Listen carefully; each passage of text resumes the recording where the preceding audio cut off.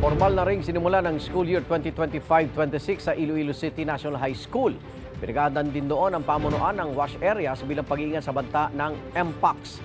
Live mula sa Iloilo City, may unang balita si Kim Salinas ng GMA Regional TV. Kim?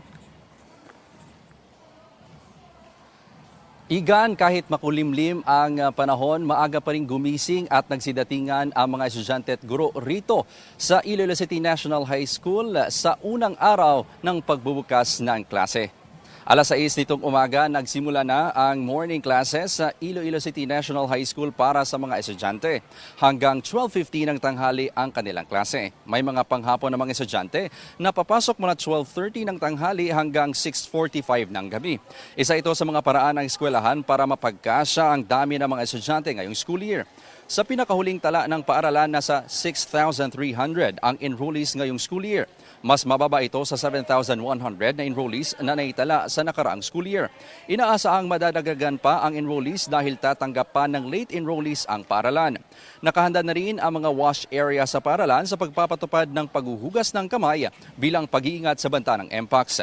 900,000 learners ang nakapag-enroll sa buong Western Visayas noong nakaraang school year at aasahang madadagdagan pa ngayong taon ayon sa DepEd 6.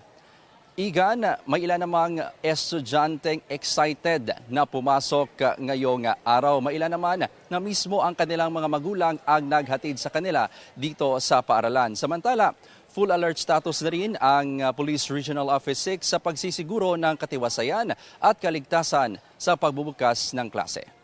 Igan? Maraming salamat, Kim Salinas ng GMA Regional TV. Igan, mauna ka sa mga balita, mag-subscribe na sa GMA Integrated News sa YouTube para sa iba't ibang ulat sa ating bansa.